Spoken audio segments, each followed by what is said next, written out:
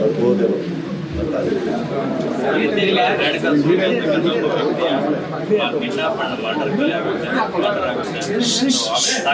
ಪ್ರಕರಣ ಕೂಡ ಆಗುತ್ತೆ. ಅದರಲ್ಲಿ ಸುಮಾರು ಒಂದು 17-18 ಜನ ಅರೆಸ್ಟ್ ಕೂಡ ಮಾಡ್ತಾರೆ. ಅದು ಕನ್ನಡ ಚಿತ್ರಕ್ಕೆ ಒಂದು ಕಪ್ಪು ಚುಕ್ಕಿಯಾಗಿದೆ. ಇವಾಗ ಎಲ್ಲೆಡೆ ಅದ್ರ ಬಗ್ಗೆ ಚರ್ಚೆಗಳಾಗ್ತದೆ. ದರ್ಶನ್ ಅವರು ಕೂಡ ಅರೆಸ್ಟ್ ಆಗಿರ್ತಕ್ಕಂಥದ್ದು, ಅವರು ಕೂಡ ಕಾನೂನಿನ ಬಲೆಯಲ್ಲಿ ಸಿಕ್ಕಿರ್ತಕ್ಕಂಥದ್ದು ಏನೇನು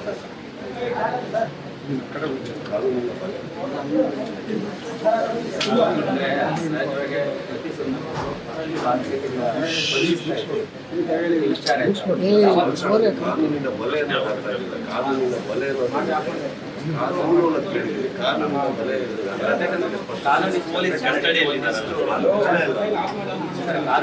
ಕಾನೂನು ಬಗ್ಗೆ ನಾವು ಮಾತಾಡ್ಬೇಕಾದ್ರೆ ನಾನು ಈ ವಿಚಾರ ಹೋಗ್ಬೇಕಾದ್ರೆ ಯಾವತ್ತೂ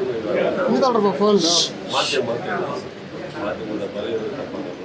ಹಾಗೆ ಕಾನೂನು ಅಂತ ಹೇಳ್ಬೋದು, ಕಾನೂನಿನ ಬಲೆ ಅಂದರೆ ತಪ್ಪಾಗಲ್ಲ. ಅಷ್ಟೇ ಅದೇ ಬೇರೆ ಅದಕ್ಕೆ ಗೊತ್ತಿಲ್ಲ. ಇಷ್ಟನೇ ನೀವೇನು ತೋರಿಸ್ತಾ ಇದ್ದೀರ ನಮಗೆ, ನಾವು ಅದರಿಂದಲೇ ನಾವು ನೋಡ್ತಾ ಇದ್ದೀವಿ, ತಿಳ್ಕೊತಾ ಇದ್ದೀವಿ, ವಿಚಾರಗಳನ್ನ ತಿಳ್ಕೊತಾ ಇದ್ದೀವಿ. ಇದರಲ್ಲಿ ಅರ್ಥ ಆಗ್ತಾ ಇರೋದು ಒಂದೇನಂತಂದ್ರೆ ಮಾಧ್ಯಮ ಆಗಲಿ ಪೊಲೀಸ್ ಸಿಬ್ಬಂದಿಗಳಾಗಲಿ ಬಹಳ ಬಹಳ ಒಂದು ನಿಮ್ಮ ಪ್ರಯತ್ನಗಳನ್ನು ಹಾಗೆ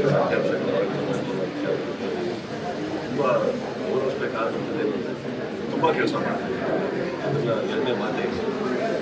ಇದಕ್ಕಿಂತ ಹೆಚ್ಚಾಗಿ ನನಗೆ ಗೊತ್ತಿರೋದಾಗಿ ಇತ್ತೀಚಿನ ನಿಮ್ಮ ನ್ಯೂಸ್ ನೋಡಿ ನಾವು CM ಅವರ ಹಠ ಹಿಡಿದಿದ್ದಾರೆ ನನ್ನ ಪ್ರಕಾರ ಕರ್ನಾಟಕದ ದೊಡ್ಡ ಮಾಧ್ಯಮಗಳು ಪೊಲೀಸ್ ಸಿಬ್ಬಂದಿ ಕರೆಕ್ಟಾಗಿ ಕೆಲಸ ಮಾಡ್ತಾ ಇದ್ದಾರೆ.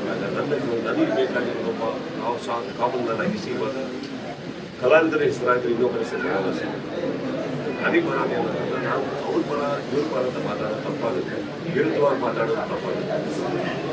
ಆ ಫ್ಯಾಮಿಲಿಗೆ ನ್ಯಾಯ ಸಿಗಬೇಕು, ಆ ಹೆಣ್ಮಕ್ಳಿಗೆ ನ್ಯಾಯ ಸಿಗಬೇಕು. ಎಲ್ಲೋ ಪಾಪ ಓಡಾಡ್ಕೊಂಡು ಆ ರಸ್ತೆಲ್ಲ ಪ್ರತಿನಿಧಿಗಳು ಭಾಳ ಬದುಕಬೇಕಾದ್ರೆ ರೇಣುಕಾ ಸ್ವಾಮಿ ಅವ್ರಿಗೆ ನ್ಯಾಯ ಸಿಗಬೇಕು, ಹುಡ್ಬೇಕಾಗಿ ನಾವು ಮಗುಗೆ ನ್ಯಾಯ ಸಿಗಬೇಕು. ಎಲ್ಲದಕ್ಕಿಂತ ಹೆಚ್ಚಾಗಿ ನ್ಯಾಯದ ಮೇಲೆ ಎಲ್ಲರಿಗೂ ಒಂದು ನಂಬಿಕೆ ಹೋಗ್ಬೇಕು. ಇದಕ್ಕೆ ಒಂದು ಒಳ್ಳೆ ನ್ಯಾಯ ಆಗಬೇಕು.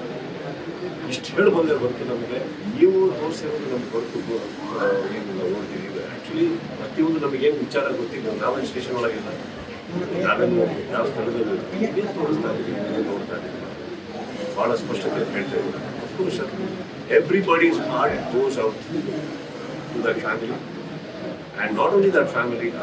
ಏನೋ ಸರ್ ಅದೇನೋ ಸರಿ ಕಾಣಿಸ್ತಾ ಇಲ್ಲ ಹೋಲ್ ಅಟ್ಮಾಸ್ಫಿಯರ್. ಆ್ಯಂಡ್ ಇದಕ್ಕಿಂತ ಹೆಚ್ಚಾಗಿ ಚಿತ್ರರಂಗಕ್ಕೆ ಒಂದು ನ್ಯಾಯ ಸಿಗಬೇಕಾಗಿದೆ ಸರ್. ಕಾರಣ ಏನಂತಂದರೆ ಯಾವುದೋ ಚಿಕ್ಕ ಚಿಕ್ಕ ವಿಚಾರಕ್ಕೆ ಯಾವ್ಯಾವುದೋ ವಿಚಾರಗಳು ನಡೀತಾ ಇರೋದೇನಿದೆ, ಚಿಕ್ಕ ಚಿಕ್ಕ ವಿಚಾರಗಳನ್ನ ನಾನು ಹಿಂದೆಯಿಂದ ತಗೊಂಡು ಪ್ರತಿ ಟೈಮಲ್ಲೂ ಚಿತ್ರರಂಗದಲ್ಲಿ ಏನಾದ್ರು ಒಂದು ಬರ್ತಾ ಇರೋದು. ಜನ ಬರಲಿಲ್ಲ ಅಂದರೆ ಚಿತ್ರರಂಗ, ಸಿನಿಮಾ ಚೆನ್ನಾಗಿಲ್ಲ ಚಿತ್ರರಂಗ, ಅದಕ್ಕೆ ಎಲ್ಲಾದ್ರೂ ಇವಾಗ ನಡೀತಾ ಇರೋ ಸಿಚುವೇಶನ್ ನೋಡೋಕೆ ಐ ಥಿಂಕ್ ಚಿತ್ರರಂಗಕ್ಕೆ ಒಂದು ಕ್ಲೀನ್ ಚಿಟ್ ಬೇಕಾಗಿದೆ. ಪ್ರತಿಯೊಬ್ಬರು ತುಂಬ ಜನ ಇದ್ದಾರೆ ಚಿತ್ರರಂಗ ಏನಾಗಿದೆ, ಎಲ್ಲದಕ್ಕೂ ಒಂದು ತೀರ್ಮಾನ ಸಿಕ್ಕಿ ಕರೆಕ್ಟಾಗಿರೋ ಯಾರು ಆರೋಪಿಗಳು ಅಂತ ಕರೆಕ್ಟಾಗಿ ಯಾರು ಜಡ್ಜ್ ತೀರ್ಮಾನ ಮಾಡ್ತಾರೋ ಅದೆಲ್ಲ ಸೇರಿ ಒಂದು ನ್ಯಾಯ ಸಿಕ್ಕಿದಾಗ ಎಲ್ಲದಕ್ಕಿಂತ ಹೆಚ್ಚಾಗಿ ಚಿತ್ರರಂಗಕ್ಕೆ ಅಷ್ಟೇ ಖುಷಿ ಪಡ್ತಾರೆ. ಯಾಕಂದರೆ ಆ ಫ್ಯಾಮಿಲಿ ಎಲ್ಲರಿಗೂ ಒಂದು ನ್ಯಾಯ ಸಿಗುತ್ತೆ.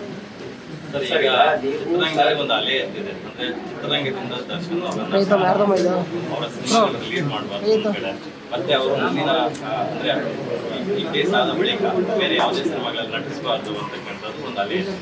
ಇದ್ರ ಬಗ್ಗೆ ನಿಮ್ಮ ರಿಯಾಕ್ಷನ್? ಯಾಕಂದ್ರೆ ನೀವು ಯಾವತ್ತೂ ದರ್ಶನ್ ಅವ್ರನ್ನ ಕೂಡ ಕೊಟ್ಟಿಲ್ಲ, ಅಂದ್ರೆ ಇಲ್ಲೂ ಅವ್ರ ಬಗ್ಗೆ ಸಾಫ್ಟ್ವೇರ್ನಲ್ಲಿ ತೋರಿಸ್ಕೊಂಡು ಬರ್ತಾ ಇದ್ರ, ನೀವು ಅವರು ಒಟ್ಟೊಟ್ಟಿಗೆ ಇಲ್ಲ ಅಂತ ಕೂಡ ಯಾವತ್ತೂ ಅವ್ರ ಬಗ್ಗೆ ನೆಗೆಟಿವ್ ಆಗಿ ಮಾತಾಡ್ತಿಲ್ಲ. ಹಾಗಾಗಿ ಇವಾಗ ಏನು ಅನಿಸ್ತು?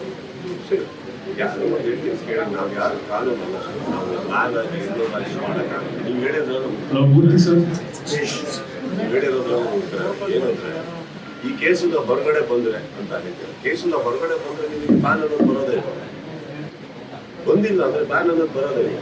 ಪಾಯಿಂಟ್ ಅದಲ್ಲ, ಬ್ಯಾನ್ ಅನ್ನೋದು ಇಂಪಾರ್ಟೆಂಟ್ ಅಲ್ಲ. ನಿಮಗೆ what is more important here is justice. ಇಲ್ಲಿ ಏನಾಗುತ್ತೆ, ನೀವು ಚೇಂಬರಲ್ಲಿ ಒಬ್ಬ ಸ್ನೇಹಿತ ಕೂತಿದ್ದಾರೆ, ಹಿರಿಯರು ಕೂತಿದ್ದಾರೆ, ಎಲ್ಲರೂ ಹೋಗಿ ಅವ್ರ ಮೇಲೆ ಒತ್ತಡ ಹಾಕಿದಾಗ ಏನು ಹೇಳೋಕ್ಕಾಗುತ್ತೆ ಹೇಳಿ? ಕೆಲವು ವಾರಗಳಿಂದ ಕೆಲವು ತಿಂಗಳಿಂದ ನನ್ನ ಮೇಲೂ ಕುತ್ಕೊಂಡು ಬ್ಯಾನ್ ಅಂತ ಹೇಳುವ ಏನು ಬ್ಯಾನ್ ಅಂದರೆ ಏನಂದ್ರೆ ಪಾಯಿಂಟ್ ಅದಲ್ಲ. ಏನು ನ್ಯಾಯ ಅದು ಮಾಡಲಿ. ಚೇಂಬರ್ ಇರೋದು ಅಲ್ಲಿರುವಂಥ ಚಿತ್ರರಂಗಕ್ಕೆ, ಅಲ್ಲಿರುವಂಥ ನಿರ್ಮಾಪಕರಿಗೆ ನ್ಯಾಯ ಮಾಡ್ಕೊಳ್ಳೋದು ಇದೆಲ್ಲ ಪ್ಲಾನ್ ಅನ್ನೋದು ನಮ್ಮ ವರ್ಡ್ ಅಲ್ಲ. ಬಟ್ ನನ್ನ ಕಾನ್ಸಂಟ್ರೇಷನ್ ಆಗಿ ಪ್ರತಿಯೊಂದು ವಿಷಯ ಚೇಂಬರ್ನಲ್ಲಿರುವಂಥ ಹಿರಿಯರ ವಿಷಯನೂ ಬಂದ್ಬಿಟ್ಟು ಇದಕ್ಕೆ ಪ್ಲಾನ್ ಅನ್ನೋ ವರ್ಡ್ ಅಲ್ಲ, ಇರೋದು ನ್ಯಾಯ. ಎಲ್ಲರೂ ದುಡ್ಡಿನ ಹಾಕೊಂಡು ನೋಡ್ತಾ ಇರೋದು ಪೊಲೀಸ್ನವ್ರು ಹೇಗೆ ಕೆಲಸ ಮಾಡ್ತಿದ್ದಾರೆ, ನೀವು ಮನೇಲಿ ಹೇಗೆ ಕೆಲಸ ಮಾಡ್ತಾ ಇದ್ದಾರೆ, ನಾಳೆ ಕೋರ್ಟಿಗೆ ಹೋದಾಗ ಅಲ್ಲೇ ನಡೆಯುತ್ತೆ, ಅದೇ ಇಂಪಾರ್ಟೆಂಟ್ ಅಲ್ಲ.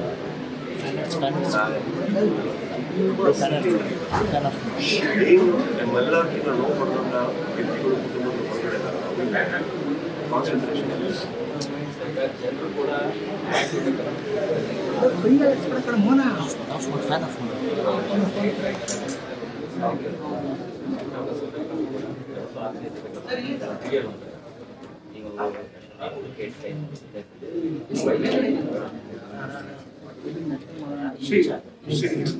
ಯಾವತ್ತೂ ನಾವು ಹೇಳ್ತೀನಿ ಕೇಳಿ,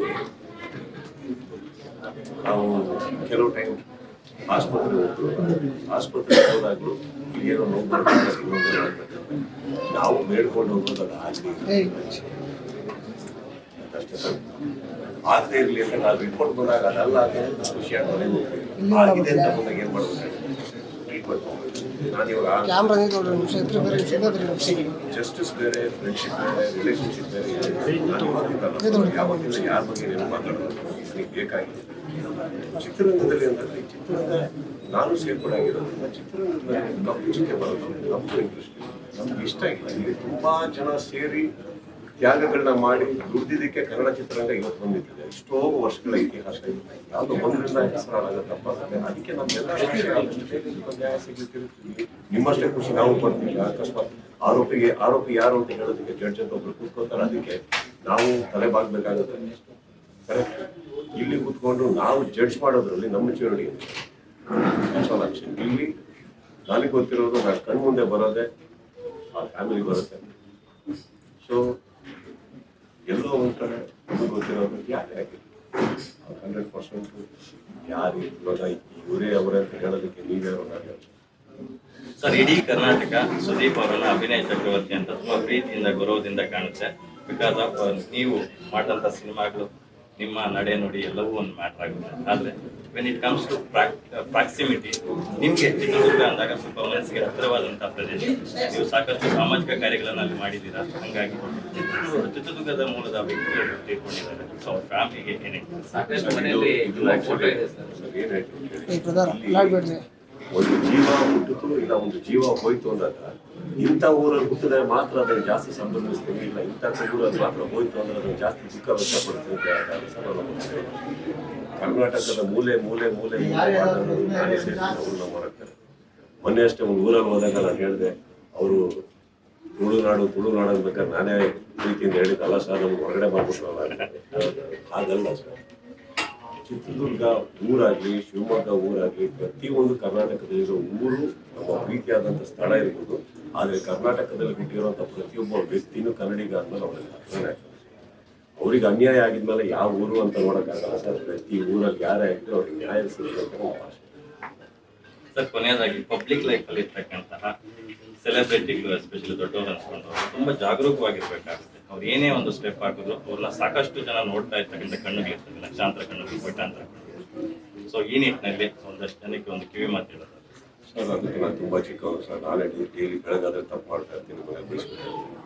ಸೊ ಯಾರು ನಾವು ಸೆಲೆಬ್ರಿಟಿಗಳು ಅಂತ ತಕ್ಷಣ ಮಾತ್ರಕ್ಕೆ ನಾವು ಯಾರು ದೇವರಲ್ಲ ಅದು ಟ್ರೀಟ್ ಮಾಡ್ತೀವಿ ಅಂತ ಅಂದ್ಕೊಂಡಿದ್ದೀನಿ. ನಾವು ಮಾಡೋದೆಲ್ಲ ಸರಿನೇ ಮಾಡಬೇಕು ಅಂತ ಒಂದು ಪ್ರೆಷರು ನಾವು ಹಾಕ್ತೀವಿ. ಯಾಕಂದರೆ ತಪ್ಪುಗಳನ್ನು ಮಾಡೋನೇ ಮನುಷ್ಯ, ಲಾಭಗಳು ಮಾಡೋನೇ ಇರೋ ಕಲ್ಯಾಣ ಮುಂದೋಗೋಣ ಕಲ್ಸೋದಕ್ಕೆ ಅವಕಾಶ ಬಂದಿರುತ್ತೆ.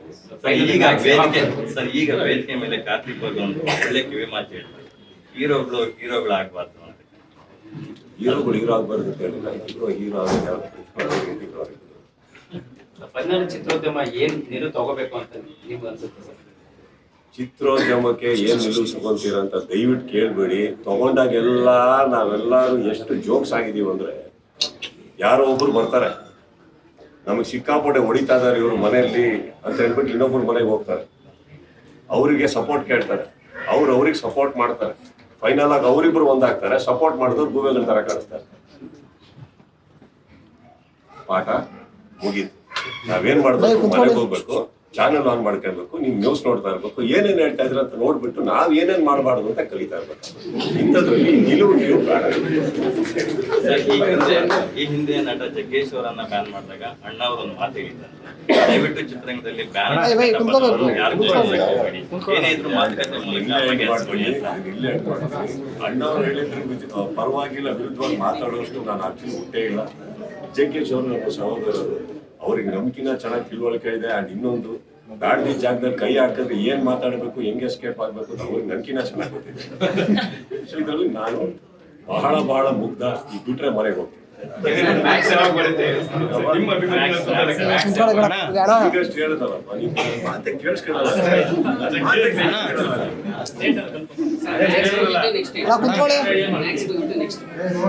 ಫಸ್ಟ್ ಆಫ್ ಆಲ್ ಮ್ಯಾಚ್ ಮುಗಿಸಿ ಹೊರಗೆ ಬಿಟ್ಟರೆ ಮನೆ ನಂಬ್ಕೊಂಡಿರೋ ಸ್ವಲ್ಪ ಬಿಡ್ತಾರೆ. ನೆಕ್ಸ್ಟ್ ಯಾಕಪ್ಪ ಮನೆ ಹೋಗೋಣ, ನ್ಯೂಸ್ ಚಾನಲ್ ಆನ್ ಮಾಡಿ.